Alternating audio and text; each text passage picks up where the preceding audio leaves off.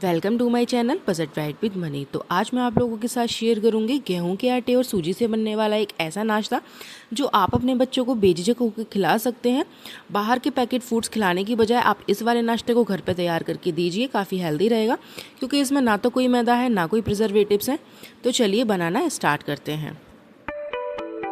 इसे बनाने के लिए मैंने यहाँ पे एक बड़ा बर्तन ले लिया है। आप कोई भी बर्तन ले सकते हैं, जिस क्वांटिटी में आप तैयार कर रहे हैं उसी क्वांटिटी के अकॉर्डिंग आप यहाँ पे बर्तन ले सकते हैं। और इसमें मैं ऐड कर रही हूँ गेहूं का आटा। तो मैंने यहाँ पे 4 कप गेहूं का आटा यूज़ कर लिया है। अगर आप क्वांटिटी घटाना या बढ़ाना चाहते हैं तो आप अपने अकॉर्डिंग यहाँ पे क्वांटिटी रख सकते हैं, और मेज़रमेंट करने के लिए आप किसी भी बर्तन का यूज़ भी कर सकते हैं। तो चलिए, गेहूँ का आटा ऐड करने के बाद मैंने यहाँ पर 2 कप सूजी ऐड कर दी है। सूजी मैंने यहाँ पे मीडियम वाली ही ऐड करी है। अगर आप बारीक वाली सूजी ऐड करना चाहते हैं तो इसको ग्राइंड करके ऐड कर लीजिए। 4 कप गेहूं के आटे के लिए मैंने यहाँ पे 2 कप सूजी ऐड कर लिया। उसके अलावा मैं यहाँ पे ऐड कर रही हूँ थोड़ी सी सौंफ और 8 से 10 इलायची।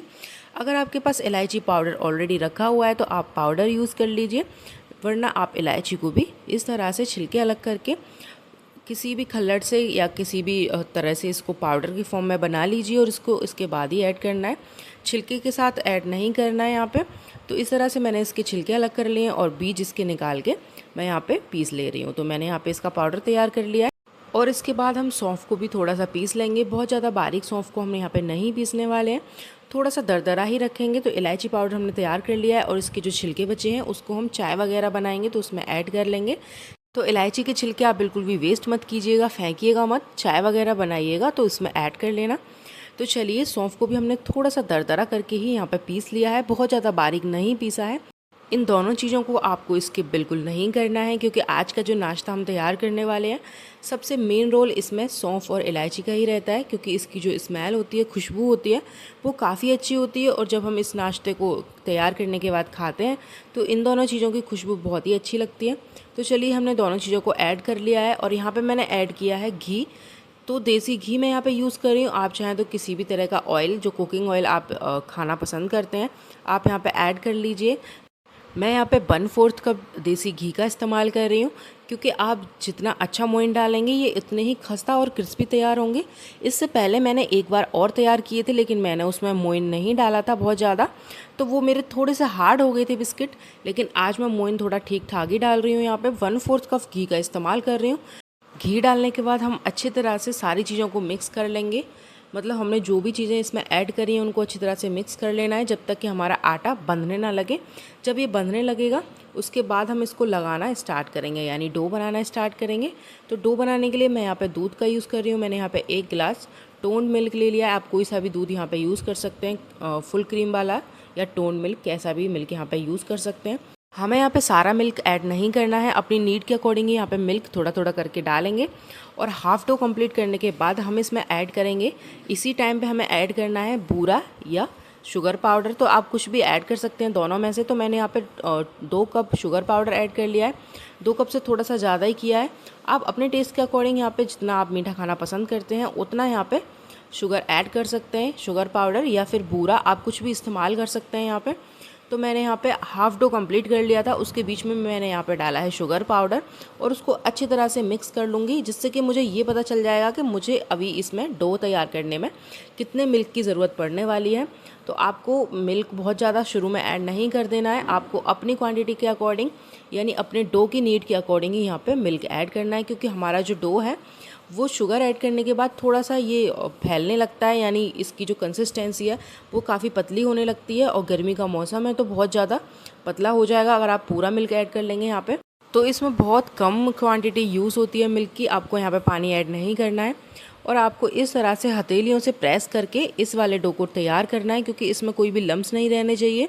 इस हथेलियों का इस्तेमाल करके आप इस डो को तैयार कीजिए, तो ये बहुत अच्छा तैयार होगा। तो मैंने यहाँ पे शुगर पाउडर ऐड कर लिया था। उसके बाद में ये कुछ इस तरीके से हमारा डो बन के तैयार हो गया है। इसके बाद मैंने यहाँ पे कोई भी मिल्क या कोई भी वाटर यहाँ पे यूज़ नहीं किया था। तो ये काफ़ी पतला हो गया था, क्योंकि इसमें ऑलरेडी शुगर हमने ऐड किया हुआ है और गर्मी का मौसम है तो ये काफ़ी पतला हो रहा था।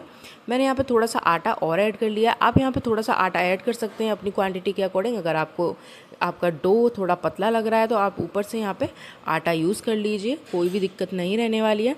तो चलिए, आटा यूज़ करने के बाद इसकी जो कंसिस्टेंसी है वो काफ़ी सही हो गई है।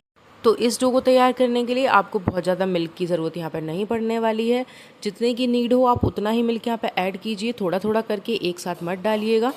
और इस तरीके से डो को आप तैयार कर लीजिए। अगर आपको अपना डो थोड़ा पतला लग रहा है तो आप थोड़ा सा आटा यहाँ पे ऐड कर सकते हैं ऊपर से, और अपने डो को परफेक्ट कंसिस्टेंसी में तैयार कर सकते हैं। तो यहाँ पे आप देख सकते हैं कि जो कंसिस्टेंसी है वो एकदम परफेक्ट हो गई है, ना तो बहुत ही ज़्यादा पतला है और एकदम थिक तैयार हो गया, क्योंकि हमें इस नाश्ते को बनाने के लिए जो डो की कंसिस्टेंसी है वो थिक ही चाहिए। तो चलिए, डो हमारा तैयार हो चुका है, बहुत परफेक्ट कंसिस्टेंसी में हमारा डो तैयार हो गया है। और उसमें से थोड़ा सा आटा लेके हम इस तरह की शेप देंगे जिससे कि हमारे जो बिस्किट तैयार करने वाले हैं वो आराम से कट जाएं। तो जिस शेप में आप अपने बिस्किट या कुकीज़ जो भी काटना चाहते हैं उस तरीके से आप इस डो को तैयार कर लीजिए, उस तरीके की शेप इसको दे दीजिए। और उसके बाद इसमें से छोटे छोटे पीसेस करके आपको कट करने हैं। और जो बाकी का आटा है उसे आप ढक के रख दीजिए जिससे कि वो सूख ना जाए। और इसके बाद इसके छोटे छोटे पीसेस आप कर लीजिए जिस भी शेप में आप तैयार करना चाहते हैं। इसके बाद उसको वो वाली शेप दे सकते हैं। तो सबसे पहले आपको पीसेस कट करने हैं। पीसेस कट करने के बाद आप देख सकते हैं कि कुछ इस तरह से ये हमारे तैयार हो जाएंगे। और इनको आप जो भी शेप देना चाहें दे सकते हैं आराम से। तो मैंने यहाँ पे इनको शेप देना स्टार्ट कर रही हूँ। तो मैं इनमें बहुत ज़्यादा चेंज कुछ नहीं करने वाली हूँ, बस हल्का सा मैंने इनको प्रेस किया है और कुछ इस तरह के बिस्किट हमारे इस शेप में तैयार हो गए हैं। आप जो चाहें उस तरह की शेप यहाँ पे दे सकते हैं। तो इसी तरह से मैं सारे बिस्किट तैयार करके अपने रख लूँगी। तो ये जो नाश्ता होता है आप इसे इजीली तैयार कर सकते हैं, काफ़ी हेल्दी रहता है, आपके साथ साथ आपके बच्चों के लिए भी काफ़ी हेल्दी रहता है। बाहर के बिस्किट, बाहर के पैकेट फूड खाने की बजाय आप इस तरह का नाश्ता अगर आप घर में तैयार करेंगे तो वो आपको बिल्कुल भी नुकसान नहीं करेगा, आपके बच्चों को भी नुकसान नहीं करेगा। और टेस्ट में भी ये काफ़ी अच्छे लगते हैं, क्योंकि जो इलायची और सौंफ की स्मेल होती है, खुशबू होती है, वो काफ़ी अच्छी लगती है। जब आप इनको खाएंगे तो उनकी जो खुशबू होगी ना वो काफ़ी अच्छी लगेगी। तो इस तरीके से आपको कोई भी फॉक ले लेना है और आप इस तरीके से यहाँ पे होल कर दीजिए। अब इस तरह की डिज़ाइन यहाँ पे दे सकते हैं किसी भी स्पून से या किसी भी फॉक से। तो मैंने यहाँ पे बिस्किट की शेप में ये तैयार कर लिए हैं और इस तरीके से मैं यहाँ पे होल कर दे रही हूँ। आप फॉक से या किसी भी चम्मच से किसी भी तरह की यहाँ पर डिज़ाइन बना सकते हैं। तो आप देख सकते हैं कि कुछ इस तरीके से हमने बिस्किट तैयार कर लिए हैं और इसी तरह से हम सारे डो को इसी फॉर्म में काट के बिस्किट अपने बना के तैयार कर लेंगे। तो आप अपनी मर्ज़ी के अकॉर्डिंग यहाँ पे किसी भी शेप में, किसी भी साइज़ में बिस्किट बना सकते हैं, तैयार कर सकते हैं। तो मैं यहाँ पे एक एक करके सारे बिस्किट अपने बना के तैयार कर लूँगी। बिस्किट बनाने के साथ साथ ही मैं यहाँ पे ऑयल को गर्म होने के लिए रख देती हूँ, क्योंकि इसके बाद हमें इनको फ्राई करना है। तो इसके लिए मैं यहाँ पे यूज़ कर रही हूँ रिफाइंड ऑयल। आप किसी भी कुकिंग ऑयल को यहाँ पे यूज़ कर सकते हैं, जो भी आप खाना पसंद करते हैं।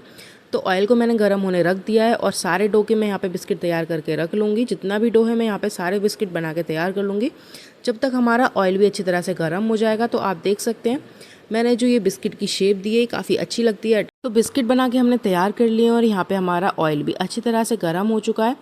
हमें इसका फ्लेम लो टू मीडियम ही रखना है, टेम्परेचर एकदम से हाई नहीं रखेंगे, वरना बिस्किट हमारे बाहर से एकदम जल जाएंगे और अंदर से कच्चे रह जाएंगे। तो हमें फ्लेम का बहुत ज़्यादा ध्यान रखना है यहाँ पे। और एक एक करके हम सारे बिस्किट यहाँ पे सेकने के लिए डाल देंगे। फ्लेम को एकदम से लो कर देंगे। जितने ये लो पे सेकेंगे ना, जितना फ्लेम आप सही रखेंगे, लो रखेंगे, उतने ही अच्छे सेकेंगे, क्रिस्पी बनेंगे और एकदम से इनका कलर भी अच्छा रहेगा। फ्लेम को हाई मत कीजिएगा, लो पे सिकने दीजिएगा। थोड़ा सा तो टाइम लगता है ना सिकने में, लेकिन ये क्रिस्पी बन के तैयार हो जाते हैं। तो चलिए हम एक एक करके इनको तैयार कर लेते हैं। पहले एक साइड से इन्हें अच्छी तरह से सेक लेना है, फिर एक एक करके हम इन्हें पलट लेंगे ताकि ये दूसरी साइड से भी अच्छी तरह से सिक जाए और फ्लेम को लो ही रखना है। तो इस तरीके से हम एक एक करके सारे अपने कुकीज़ बिस्किट तैयार कर लेंगे। ये बिस्किट सेकने के लिए हमें हार्डली 20 मिनट का टाइम लगता है, क्योंकि हमें इन्हें लो फ्लेम पे तैयार करना होता है। तो लो फ्लेम पे जब हम तैयार करते हैं तो इनको 15 से 20 मिनट का टाइम आराम से लग जाता है, क्योंकि दोनों साइड से हम आराम से तैयार कर लेंगे, अच्छी तरह से तैयार कर लेंगे। और आप देख सकते हैं कि जब ये एक साइड से हम सेक रहे होते हैं तो दूसरी साइड ये थोड़े से चटक जाते हैं ऊपर की साइड। तो इसका मतलब ये है कि जो हमारे बिस्किट हैं वो अंदर तक आराम से सिक रहे हैं और कच्चे बिल्कुल नहीं रहेंगे, खस्ता और क्रिस्पी रहने वाले हैं। तो आप फ्लेम का थोड़ा सा यहाँ पे ध्यान रखिएगा और बहुत ज़्यादा इनको जलाइएगा मत, लो फ्लेम पे ही तैयार कीजिएगा। इनका कलर भी काफ़ी अट्रैक्टिव आएगा। तो इस तरीके से हम सारे बिस्किट तैयार कर लेंगे और आप देख सकते हैं कि इनका कलर काफ़ी अच्छा हो गया है, एकदम से जो हमें पसंद होता है उसी तरह का कलर यहाँ पे आ चुका है।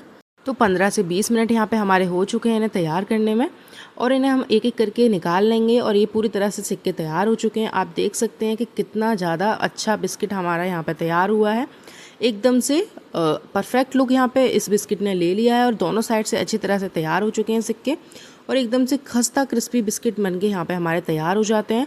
तो इस नाश्ते को आप कभी भी तैयार कर सकते हैं, बहुत ज़्यादा टाइम नहीं लगेगा। पूरी प्रोसेस में आपको मिनिमम यहाँ पे आधे से पौन घंटा लगने वाला है।